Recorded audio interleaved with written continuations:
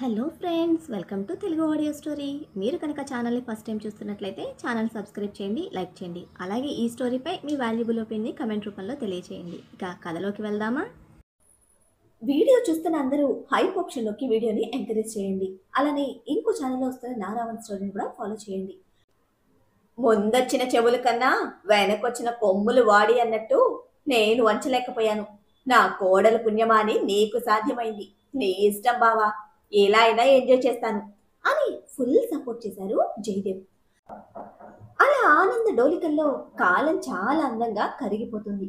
సంతోషం తప్ప మరొకటి తెలియని ఆ రోజు నన్ను డిస్టర్బ్ చేయడానికి అవినాష్ నుంచి విషితకు కాల్ వచ్చింది. ఇట్స్ ఆల్మోస్ట్ 3 months విషిత, ఎలా ఉన్నావు అని మెత్తని గొంతుతో పలకరించిన అతనిలో జీవితం చేజారిపోయిందన్న ఆవేదన అణువణువునా ఉంది. చాలా బాగున్నాను, ఇప్పటికైనా నీకు గుర్తొచ్చాను. అసలు ఎలా రా ఇలా ఉన్నావు? ఎందుకు నా మీద అంత కోపం? రేపు నీ సిస్టర్ ఫ్యూచర్ కోసం నువ్వైనా ఇలానే ఆలోచిస్తావు. డాడ్ని నువ్వు చాలా క్లోజ్గా చూసావు, ఆయన గురించి మొత్తం తెలుసు.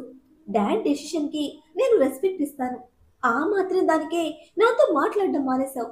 రాజ్ మీద నీకు కోపం ఉందని తెలుసు, కానీ అది మన స్నేహాన్ని కూడా బ్రేక్ చేసే అంతగా ఉందని ఇప్పుడేలా తెలుస్తోంది అని బాధపడుతూనే కోపం చూపిస్తోంది విషిత. భార్యగా రాజ్కి సపోర్ట్ చేస్తున్న విషిత నుంచి అలా వినడం కూడా భరించలేనంత అసహనంతో, ప్లీజ్ స్టాప్ ఇట్ విషిత, ఆ సుత్తి వినడానికి ఫోన్ చేయలేదు. 2 daysలో నిరుపమ బర్త్డే ఉంది. నీకు నచ్చిన వాడిని సొంతం చేసుకున్న ఆనందంలో మేబీ నీకు గుర్తుండదు. ఎవ్రీ ఇయర్ లాగా ఈ ఇయర్ కూడా నువ్వు నా చెల్లి బర్త్డేకి ఉండాలనుకుంటున్నాను. అందుకే కాల్ చేసి గుర్తు చేస్తున్నా. నీకు ఇష్టమైతే రా అని కాల్ కట్ చేశాడు అవినాష్. ఇంకా తన మ్యారేజ్ని యాక్సెప్ట్ చేయని అవినాష్ గురించి వెంటనే ప్రీతికి ఫోన్ చేసింది విషిత. అసలు వాడు ఏమనుకుంటున్నాడు? నీకు ఇష్టమైతే రా అని చెప్తున్నాడు. అంత కోపం ఏంటి? నా ఫ్రెండ్స్తో ఉండడం నాకు ఇష్టమే, వాడి ఇష్టానికి అంత దారుణంగా ఎలా మాట్లాడుతున్నాడు అని ప్రీతి దగ్గర ఫీల్ అయింది విషిత. నీ ఇష్టంతో పాటు ఇప్పుడు రాజ్ వైఫ్గా నీ ఇంపార్టెన్స్ వేరు. నువ్వు వెళ్ళినా వెళ్ళకపోయినా ఏది మారదు. రాజ్ మీద వాడి కోపం ఇప్పుడప్పుడే పోదు అని ముక్తసరిగా చెప్పింది ప్రీతి. నేను వెళ్తాను, నువ్వు కూడా ఎలాగో అక్కడే ఉంటావుగా. రాజ్ మీద వాడి కోపం కన్నా నా మీద ప్రేమే ఎక్కువని వాడికి అర్థమయ్యేలా చేస్తాను అని విషిత ఉక్రోషానికి పోయి మాట్లాడుతూ ఉంటే, నీ ప్రేమ ఎవరి దగ్గర చూపించాల్సిన అవసరం లేదు విషిత. Don't be stupid. ఇదంతా రాజ్ అస్సలు యాక్సెప్ట్ చేయడు అని హెచ్చరించింది ప్రీతి. అయినా వినిపించుకోలేదు విషిత. ఏదో తెలియని పంతంతో అవినాష్కి కూడా తన మనసులో స్నేహితుడిగా ఇంపార్టెన్స్ ఉందని తెలిసేలా తన ప్రేమను చూపించాలనుకుంది. నిరుపమ బర్త్డే గురించి ఆ రోజే మానస్ గారికి చెప్పింది విషిత. తన కోసం ఏదైనా షాపింగ్ చేయి, రాజ్ని తీసుకుని వెళ్ళు అనడంతో అదే విషయం రాజ్కి చెప్తే, వాడి ఫ్రెండ్గా నువ్వు వెళ్లాల్సిన అవసరం లేదు అని సీరియస్గా చెప్పిన రాజ్ డెసిషన్కి ఒక్కసారిగా మాడిపోయింది విషిత ముఖం. నవ్వుకుంటూ తనని వడిలోకి తీసుకుని, రేపు నైట్ నేను డాడ్ బాంబే వెళ్తున్నాం. నిరుపమ హ్యాపీనెస్ కోసం తన బర్త్డేకి అమ్మ వెళ్తుంది. నీకు కావాలంటే ఈ ఇంటి కోడలిగా అమ్మతో వెళ్ళు అనడంతో షాక్ అయింది విషిత. ఆఫీస్లో ఎంప్లాయీలా ఉండేవాడికి అంతకు మించి ప్రయారిటీ ఇవ్వను. నువ్విచ్చినా నేను యాక్సెప్ట్ చేయను. వాడి వల్ల ప్రీతి డిస్టర్బ్ అవుతుంది. ఎలానో నువ్వు వెళ్తున్నావుగా, అదేంటో క్లారిటీ తీసుకో. ఎక్కువ ఉంటే కట్ చేద్దాం అన్నాడు విషిత మెడవంపుల్లో వెచ్చని ముద్దులద్దుతూ. క్షణం ముందు టెన్షన్ పెట్టి మరుక్షణంలోనే తన ఇష్టానికి ప్రయారిటీ ఇస్తూ ప్రీతి దాకా ఆలోచించిన రాజ్ క్యారెక్టర్కి అతని కౌగిలిలో కరిగిపోతూ తన ఇష్టాన్ని చూపిస్తున్న విషిత, ఏది స్ట్రైట్గా చెప్పవా అని గోముగా అడిగింది. ఎలా చెప్పినా అర్థం చేసుకున్న నీలాంటి పెళ్ళాం దొరికినప్పుడు ఇలానే చెప్పాలని రూల్స్ ఫాలో అవ్వను పాప.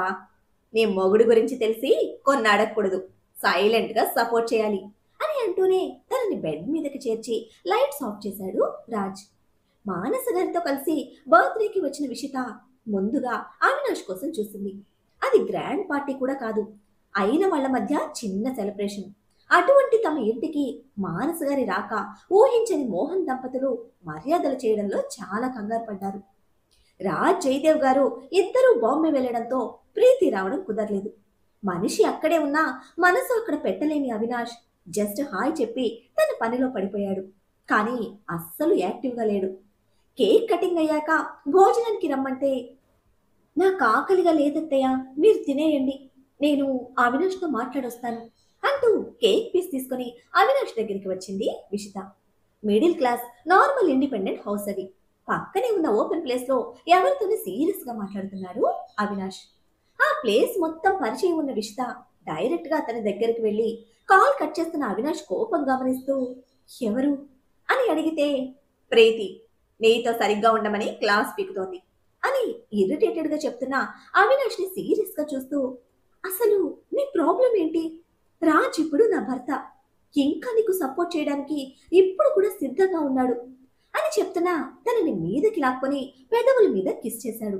ఊహించని పరిణామానికి హతాసురాలైన విషిత క్షణంలోనే తేరుకొని అవినాష్ చంప పగలగొట్టి, ఆయు మ్యాడ్, ఏం చేశావు నువ్వు అని షర్ట్ పట్టుకొని నిలదీస్తూ ఉంటే, ప్రాణంగా ప్రేమించిన విషిత తనని తప్పుడు మనిషిగా చూడడం భరించలేకపోయాడు అవినాష్. కోపంతో ఊగిపోతున్న విషితను తన చేతులతో బిగించి గట్టిగా హత్తుకొని, పిచ్చిగా ప్రేమిస్తున్నా నిన్ను, ఎన్నో డ్రీమ్స్ నీతో, అన్నీ మీ డాడ్ డిస్టర్బ్ చేశాడు. అందంగా ఉన్నాడు, ఆస్తి ఉంది, స్టైల్ గా ఉంటాడని వాడితో నువ్వు కూడా అడ్జస్ట్ అయిపోతున్నావు. But I'm truly madly in love with you Vishita. నువ్వు దూరం అవుతున్నావన్న బాధలోనే ఎగ్జామ్ లో ఫెయిల్ అయ్యాను. నిన్ను అందుకోలేకపోయిన నేను లైఫ్ లో ఫస్ట్ టైం ఓటమిని రుచి చూశాను. నువ్వు నాతో లేకపోతే నాకు ఫ్యూచర్ లేదు, అన్నిటిలోనూ ఫెయిల్ అవుతాను విషి. చాలా ట్రై చేశాను నిన్ను మర్చిపోయి నా లైఫ్ నేను చూసుకుందామని, బట్ నా వల్ల కావడం లేదు. నువ్వు నా కళ్ళ ముందు వాడితో అడ్జస్ట్ అయ్యి బతుకుతూ ఉంటే చూస్తూ భరించలేను. ఫ్యామిలీ కోసం, సొసైటీ కోసం ఆలోచించుకు. వదిలే విషి, వాడిని వదిలే. ఎవ్వరికి నువ్వు భయపడాల్సిన అవసరం లేదు, నేను నిన్ను చూసుకుంటాను. ఇప్పుడు నువ్వు ఏదైతే కాస్ట్లీ లగ్జరీ లైఫ్ లీడ్ చేస్తున్నావో ఇదే లైఫ్ ఇస్తాను నీకు. ట్రస్ట్ మీ, నేను సాధిస్తాను, చాలా సంపాదిస్తాను. బట్ 1 ఇయర్ టైం ఇవ్వు. నువ్వు కోరిన ప్రతిదీ నీ కాళ్ళ దగ్గరికి తీసుకొస్తాను. నా ప్రేమని మాత్రమే చూడు, మిగతా మొత్తం నేను చూసుకుంటాను. ట్రస్ట్ మీ విషి అని ఆవేశం నిండిన ఆవేదనతో బ్రతిమిలాడుతూ ఉంటే, ఊహించని విధంగా ప్రేమ అని వింటున్న అవినాష్ మాటలకి భయపడిపోయింది విషిత. సడన్ గా తన చుట్టూ అంతా మారిపోయిన ఫీలింగ్. బలంగా అవినాష్ చేతులలో ఇరుక్కుపోయిన తనకి మాటలు రావడం లేదు. ఐ లవ్ యూ విషిత, చాలా ప్రేమిస్తున్నాను నిన్ను, నువ్వు లేకపోతే బ్రతకలేను అంటూ కౌగిలించుకున్న అవినాష్ ని బలం కొద్దీ తోసేసిన విషిత, నీకు పిచ్చి పట్టింది, నీ దగ్గరికి వచ్చి నేను తప్పు చేశాను, ఇంకెప్పుడు రాను అని అవినాష్ బిహేవియర్ కి భయపడుతూనే తన కోపం మొత్తం చూపించి తిట్టేసిన విషిత తిరిగి ఇంట్లో కూడా వెళ్ళలేదు. భోజనం పూర్తి చేసి విషిత కోసం వెయిట్ చేస్తూ ఉన్న మానస గారికి నిరుపమ వచ్చి చెప్పింది, వదిన మీకోసం కారులో వెయిట్ చేస్తుంది పెద్దమ్మ, మిమ్మల్ని రమ్మంటుంది అని. అందరి దగ్గర సెలవు తీసుకుని బయటకు వచ్చి కారు ఎక్కిన మానస గారు వడిలిపోయినట్టున్న విషిత మొహం చూసి, ఏమైందిరా అని లాలనగా అడుగుతూ ఉంటే, తలనొప్పిగా ఉందత్తయ్య, ఇంటికి వెళ్ళిపోదాం అని కారు స్టార్ట్ చేసింది విషిత. నిజంగానే భరించలేనంత తలనొప్పితో ఆ రాత్రి గడిపేసిన విషిత నెక్స్ట్ డే ప్రీతిని కలిసి జరిగింది చెప్పి, అసలు మీ ఇద్దరి మధ్య ఏం జరుగుతోంది అని అడిగితే, వాడు మొదటి నుంచి నిన్ను ప్రేమిస్తున్నాడు, నీ విషయంలో ప్రతిదీ చాలా ఇష్టంగా చేసేవాడు అని ప్రీతి చెప్తూ ఉంటే, ఇప్పుడు సడన్ గా ఏంటి, ఎందుకు ఇలా సైకోలా మారిపోయాడు? ఈ విషయం రాజ్కి తెలిసింది అంటే వాడిని చంపేస్తాడు. అసలు అసలు ఎప్పుడూ లేనిది నాతో ఇంత తప్పుగా ఎలా ప్రవర్తించాడు అని కన్నీళ్లతోనే కోపంతో అరుస్తున్న విషితను బలంగా చుట్టేసింది ప్రీతి. అప్పటి వరకు కంట్రోల్ చేసిన కన్నీళ్లకు స్వేచ్ఛనిస్తూ, నీకులానే నేను కూడా ఫస్ట్ నుంచి ఫీల్ అయ్యాను, ఈవెన్ మమ్మీ డాడీ కూడా అదే ఆలోచనలో ఉన్నారు. వాడంటే నాకు చాలా ఇష్టం విషిత, బట్ వాడిని నీ మీద ఎటువంటి ఫీలింగ్ ఉందని నీ ఎంగేజ్మెంట్ అనౌన్స్ చేసిన రోజు నాకు తెలిసింది. అప్పటి నుంచి నీ విషయంలో వాడిని హ్యాండిల్ చేయడానికి, వాడికి నా మీద ప్రేమ లేదు అన్న నిజాన్ని భరించడానికి మధ్యలో చాలా స్ట్రగుల్ అవుతున్నాను. నా వల్ల కావడం లేదు విషిత. వాడు సడన్ గా ఇలా ఎలా మారిపోయాడో నాకు అర్థం కావడం లేదు. ఎంత చెప్పినా వినిపించుకోవడం లేదు.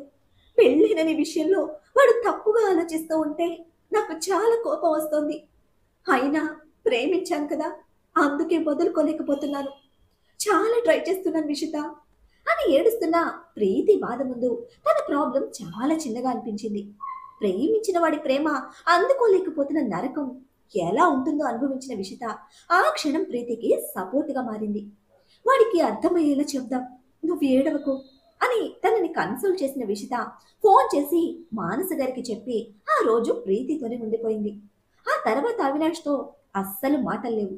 బట్ ఆలోచన మొత్తం వాడి గురించే పోతూ ఉంటే డల్గా ఉన్న విషితని బయటకు తీసుకువెళ్ళమనడంతో పుట్టింటికి తీసుకొచ్చి దింపాడు రాజ్. మీ డాడీని ఖర్చుకుంటే బ్యాటరీ లోడ్ అవుతుంది, ఈవినింగ్ వచ్చి తీసుకువెళ్తాను, ఎక్స్ట్రా చేయకుండా ప్రిపేర్డ్గా ఉండు అని వార్నింగ్ టోన్లో చెప్పి వెళ్ళాడు రాజ్. మా డాడీని అనడం తప్ప వేరే పని లేదు ఈ మనిషికి అని ఉడుక్కుంటూ లోపలికి వచ్చి యోగేందర్ని చుట్టేసింది. కానీ ఎనర్జీ లోడ్ అవ్వలేదు. 2 రోజులు అక్కడే ఉండడానికి మానసగని సెంటర్లో పెట్టి పర్మిషన్ తీసుకున్న విషితకి మొట్టికాయలు వేశారు సుజిత గారు. డైరెక్ట్గా అడిగితే ఒప్పుకోడమ్మా, పైగా డాడీని అంటాడు అని బొంగముద్దుతో కంప్లైంట్ చేసిన విషితను, నీ భర్త తర్వాతే నేనైనా నాన్నైనా, ఎటువంటి అల్లరి పనులు చేయకు అని సున్నితంగా మందలించారు సుజిత గారు. అదే రోజు అవినాష్ కాల్ చేసి, నీ విషయంలో తప్పుగా ప్రవర్తించాను, ఒక్కసారి కలుస్తావా ప్లీజ్ అని రిక్వెస్ట్ చేయడంతో మొదట నో చెప్పింది. అయితే వదలకుండా పదే పదే కాల్ చేసి విసిగిస్తూ ఉండడంతో ఇక కలవడానికి తప్పక ఒప్పుకుంటే, ఆఫీస్కి వెళ్ళలేదు, ఫీవర్గా ఉంది, ఇంట్లోనే ఉన్నాను అని చెప్పడంతో నెక్స్ట్ డే మార్నింగ్ అవినాష్ ఇంటికి వచ్చింది విషిత. కేస్ పని మీద ఈవినింగ్ ఆ రూట్లో వెళ్తూ అవినాష్ ఇంటి నుంచి బయటకు వస్తున్న విషితను చూసి బ్రేక్ వేశాడు అభినవ్. వడిలిపోయిన మొహంతో చెమటలు తుడుచుకుంటూ కంగారుగా వచ్చి కారు ఎక్కుతున్న విషిత కండిషన్ అబ్జర్వ్ చేసిన అభినవ్కి ఏదోలా అనిపించింది. మామూలుగా ఉంటే దగ్గరికి వెళ్ళేవాడే, బట్ విషిత కండిషన్ అందుకు విరుద్ధంగా ఉండడంతో ఆల్రెడీ ప్రీతి అవినాష్ గురించి తెలిసింది కనుక ఆ విధంగా విషిత ఏదైనా ప్రాబ్లం ఫేస్ చేస్తుందా అని ఆలోచించిన అభి వెంటనే సుజిత గారికి కాల్ చేశాడు. పిల్లల కోసం షాపింగ్ చేద్దామందా ఆంటీ, కాల్ చేస్తూ ఉంటే కలవడం లేదు, ఒకసారి ఫోన్ ఇవ్వండి అని అడిగితే, మార్నింగ్ ఫ్రెండ్ని కలవడానికి బయటకు వెళ్ళింది అభి, ఇంకా రాలేదు అనడంతో కాసేపు మాట్లాడి కాల్ కట్ చేసిన అభి వెంటనే విషితకి చేశాడు. ఇంట్లో ఉన్నాను, హెల్త్ బాగాలేదభి, ఇంకో రోజు వెళ్దాం అని కాల్ కట్ చేసిన విషిత అబద్ధం అభినవ్ని ఆలోచనలో పడేసింది. సంథింగ్ ఏదో జరుగుతుంది అని ఆ క్షణమే అనుకున్నాడు, కానీ అది విషితను మరోలా చూడనివ్వలేదు. అవినాష్ సైడ్ నుంచి ఏదో ప్రాబ్లం అనుకున్న అభి ఆ రోజు నుంచే వాడిని సీరియస్ గా తీసుకున్నాడు. ఫాదర్ మీద ప్రేమతో పతిని పస్తులుంచడం పాపమే, 3 days అయింది నీ బాబు దగ్గరికి పోయి, వచ్చేది ఉందా లేదా అని ధ్వజమెత్తిన రాజ్తో, month end worker salary settle చేయడానికి డాడీ కూర్కు వెళ్తున్నారు, 2 months అయింది, వెళ్ళి ఒక్కసారి ఫ్రెండ్స్ ని కలిసి వస్తాను అని రిక్వెస్ట్ చేయడంతో తిక్కరేగి కాల్ కట్ చేశాడు రాజ్. ఆ తర్వాత యోగేంద్ర గారితో పాటు 2 రోజులకు గాను కూర్కు వెళ్లిన విషిత తిరిగి వచ్చేసరికి ఇద్దరి మధ్యన దూరం వారం. విషిత మొహం మీద బెడ్రూమ్ డోర్ క్లోజ్ చేసి సింగిల్ గా తన రూమ్ లో లాక్ చేసుకున్న బాబు కోపం అలక మరొక వారాన్ని కరిగించేస్తే, ఈ బ్రేక్ లో మానస గారితో కిచెన్ లో ప్రయోగాలు చేసి జయదేవ్ గారిని భయపెట్టింది విషిత. నేను కోపంగా ఉంటే అది వంటలతో మా డాడీని ఎంటర్టైన్ చేస్తుంది, పెళ్లి వరకు ప్రేమ అంది, పెళ్ళయ్యాక బోర్ అంటుంది, ఎలారా ఎంత సడన్ గా చేంజ్ అయిపోతారు అని ఫ్రస్ట్రేట్ అవుతూ ఆమెతో సిట్టింగ్ చేశాడు రాజ్. అప్పటికే తనదైన అనుమానంతో అవినాష్ విషితను గమనిస్తూ ఉన్న అభి, విషితను కూడా నీతో పాటు ఆఫీస్కి తీసుకువెళ్ళు, పనిలో పడితే ఆ ఫీలింగ్ ఉండదు అని అడ్వైస్ చేశాడు. దానికి అప్పుడే వర్క్ ప్రెషర్ ఇవ్వడం అమ్మకి ఇష్టం లేదు, దానికి నచ్చినప్పుడు అదే వస్తుందిలే, అసలు అది నా కోపాన్ని కొంచెం కూడా ఫీల్ అవ్వడం లేదురా, అదే కష్టంగా ఉంది అని లైఫ్ లో ఫస్ట్ టైం ఫేస్ చేస్తున్న అడ్జస్ట్మెంట్ తో పుట్టుకొస్తున్న ఫ్రస్ట్రేషన్ మొత్తం అభి మీద చూపించాడు రాజ్. అయితే ఆ అడ్జస్ట్మెంట్ ఆ రోజుతో ఆగలేదు. సరిగ్గా 12 రోజుల తర్వాత, నువ్వు ఆఫీస్కి వెళ్ళాక నాకేమీ తోచడం లేదు, కిచెన్ అత్తయ్య సామ్రాజ్యం, ఇక మీరు బిజినెస్ లో బిజీ అయిపోయారు, ఇప్పుడు ప్రీతి కూడా వర్క్ అంటూ నీ వెంటే ఉంటుంది, సడన్ గా సింగిల్ గా ఉన్న ఫీలింగ్ తో పిచ్చిగా అనిపిస్తూ ఉంటే చాలా తలనొప్పి వచ్చింది, నిన్న అత్తయ్యతో కలిసి హాస్పిటల్కి వెళ్తే స్ట్రెస్ ఫీలింగ్కి మెడిసిన్ ఇచ్చారు. నాకు చేంజ్ కావాలి రాజ్. కొన్ని రోజులు మనం ఇద్దరమే కూర్గ్లో డాడీ కొనిచ్చిన ఇంట్లో ఉందాము. నాకు నీతో మాత్రమే ఉండాలనుంది అంటూ బెడ్ మీద రాజ్ని హత్తుకుని చెప్తున్న విషిత ఫీలింగ్స్ చాలా స్ట్రేంజ్గా అనిపించాయి రాజ్కి. నెక్స్ట్ డే మానస గారితో మాట్లాడితే, పెళ్ళైన కొత్తలో ఆడపిల్లలకి అలాగే ఉంటుంది. భర్త తన ప్రపంచమని భావించే ప్రతి ఆడపిల్ల భర్తతోనే ఎక్కువ సమయం గడపాలనుకుంటుంది. తన కోరికలో తప్పులేదు, తీసుకువెళ్ళు అన్నారు మానస. అక్కడికి ఇక్కడికి ఎంత దూరం రా, డైలీ ట్రావెల్ చేయొచ్చు. బిజినెస్ సంగతి నేను చూసుకుంటాను, నువ్వు రిలాక్స్గా ఉండు అని జయదేవ్ గారు కూడా సపోర్ట్ చేయడంతో విషితను తీసుకుని కూరుకు వచ్చాడు రాజ్. కొన్ని రోజులు పూర్తి ఏకాంతంలో చాలా సంతోషంగా ఉన్నారు ఇద్దరు. మధ్య మధ్యలో మానస జయదేవ్ గారు ఇంకా యోగేందర్ సుజిత గారు వచ్చి పోతుండేవారు. ఎంతకాలమని అన్నీ మానుకొని ఇంటికి పరిమితం అవుతాడు. అందుకే అక్కడి నుంచే డైలీ ట్రావెల్ చేసేవాడు రాజ్. ఒకరోజు కూర్కు రిటర్న్ అవుతూ విషితకు కాల్ చేస్తే ఫోన్ స్విచ్ ఆఫ్. నా మామగాడు దిగబడినట్టున్నాడు అని యోగేందర్కి కాల్ చేసి, ఏంటి మామ ల్యాండ్ అయ్యావా అని అడిగిన రాజ్ గొంతులో ఇరిటేషన్. ఆ చిరాకు గమనిస్తూనే నవ్వుకుంటూ, పండగ కదా మార్నింగ్ వచ్చానల్లుడు. మీ అమ్మ నాన్న రేపు ఉదయం వస్తున్నారు. పండగ వెళ్లే వరకు నువ్వు కూడా ఇక్కడే అల్లుడు. విషిత ఫ్రెండ్స్ ని కలవడానికి రిసార్ట్కి వెళ్ళింది, తీసుకుని వచ్చేయ్ అని చెప్పడంతో, నా ప్రాణం తీయడానికి పండగలు ఒకటి అని యోగేందర్ గారితో వాదనలాడుతూనే రిసార్ట్కి చేరాడు రాజ్. అల్లుడితో చిన్న పిల్లల గొడవలేంటండి అని సుజిత గారు వెనక అంటూనే ఉన్నా ఎక్కడ తగ్గింది లేదు యోగేందర్ కూడా. మామా ఇంటికొచ్చాక మిగతా బ్యాలెన్స్ ఫినిష్ చేస్తా, ప్రస్తుతానికి పెట్టే అని కాల్ కట్ చేసి లోపలికి వచ్చిన రాజ్ విషిత కోసం అడిగితే రూమ్ లో ఉంది అని చెప్పడంతో గార్డెన్ సైడ్ తన కోసం స్పెషల్ గా ఎప్పుడు తీసుకునే రూమ్ కి వచ్చేసరికి ఒళ్ళు తెలియనంతగా తాగిన మత్తులో బెడ్ మీద అడ్డంగా పడుంది విషిత. అస్సలు ఏ మాత్రం ఆలోచనకి అందని విధంగా విషితను అలా చూడడమే నిర్ఘంతపోయాడు రాజ్. ఆ ఫీలింగ్ ని, అందులో నుంచి వస్తున్న కోపాన్ని సెట్ చేసుకోవడానికి చాలానే టైం పట్టింది తనకి. యోగేందర్కి ఫోన్ చేసి మార్నింగ్ వస్తామని చెప్పిన రాజ్ మేనేజర్ని పిలిచి మాట్లాడితే, ఫ్రెండ్స్తో కలిసి డ్రింక్ చేస్తుందని కన్ఫర్మ్ కావడంతో ఒంటి మీద సోయలేని విషితని ఎత్తుకొని తీసుకువెళ్లి బాత్ టబ్లో పడేశాడు. నీటి తడికి చిన్నగా కళ్ళు తెరవడానికి ట్రై చేస్తుంది కానీ తన బాడీ సపోర్ట్ చేయడం లేదు. చూడడానికి చాలా స్టైల్గా ఉంటావు, బట్ నీ దగ్గర మ్యాటర్ లేదు. ఒళ్ళంతా వేడెక్కిపోతోంది, బట్ ఐఎమ్ లోన్లీ అని పిచ్చి పిచ్చిగా మత్తులో ఇష్టానికి వాగుతున్న విషిత ఎంత తాగేసింది అని అర్థమవుతూ ఉంటే ఆ సిచ్యువేషన్లో కోపం కూడా చూపించలేని రాజ్ తనకు బాత్ ఫినిష్ చేసి నైట్ డ్రెస్ వేశాడు. చల్లని కూర్గ్లో ఎండ తెలియడం లేదు గాని బారెడు పొద్దెక్కాక కళ్ళు తెరిచింది విషిత. ఎక్కడ ఉన్నది తెలుసుకుంటూనే రాజు చూసి షాక్ అవుతున్న తనకి ముందుగా స్టమక్ క్లీన్ అవడానికి జ్యూస్ ఇచ్చి అది ఫినిష్ చేశాక అడిగాడు, ఎందుకు డ్రింక్ చేశావని. నార్మల్ డ్రింక్నే అని తీసుకున్నాను, ఆల్కహాల్ అలవాటు లేదు. తర్వాతే తెలిసింది దానిలో ఇంకేదో కలిసిందని. డ్రైవ్ చేయలేక ఇక్కడే ఉండిపోయాను అని చిన్న గొంతుతో ఎక్స్ప్లెనేషన్ ఇచ్చిన విషిత, ఏమైనా ఇబ్బంది పెట్టానా అని చివరగా అడుగుతూ ఉంటే ఎలా రెస్పాండ్ అవ్వాలో తెలియని ఫ్రస్ట్రేషన్ రాజ్ది. ఆల్కహాల్ అలవాటు లేదని అతనికి కూడా తెలుసు. తెలియకుండా జరిగిన దానికి తప్పు పట్టలేడు. అయితే మత్తులో తెలియకుండానే బయటకు వచ్చిన తన ఫీలింగ్స్ తీసుకోలేకపోతున్నాడు. ఎటువంటి మగాడైనా తన ఫిజికల్ క్యాపబిలిటీని కార్నర్ చేస్తూ ఉంటే యాక్సెప్ట్ చేయలేడు. అందులోనూ రాజ్ లాంటి యాటిట్యూడ్ పర్సన్. సెల్ఫ్ రెస్పెక్ట్ రెండింతలు ఎక్కువే ఉంటుంది. అసలు ఏం జరుగుతోంది? హాయిగా సంతోషంగా సాగిపోతున్న లైఫ్లో ఎందుకు అలజడి మొదలైంది? అసలు ఎప్పుడు లేనిది ఎందుకు విషిత డ్రింక్ చేసి మత్తులో ఏదేదో మాట్లాడింది? ఇప్పుడు ఈ అపార్థం వారి మధ్య దూరాన్ని పెంచనుందా? ఏం జరుగుతుందో తెలియాలంటే నెక్స్ట్ ఎపిసోడ్ని ఫాలో చేయండి. అలానే ఈ ఎపిసోడ్ని లైక్ చేయడం మాత్రం మర్చిపోకండి. Bye friends.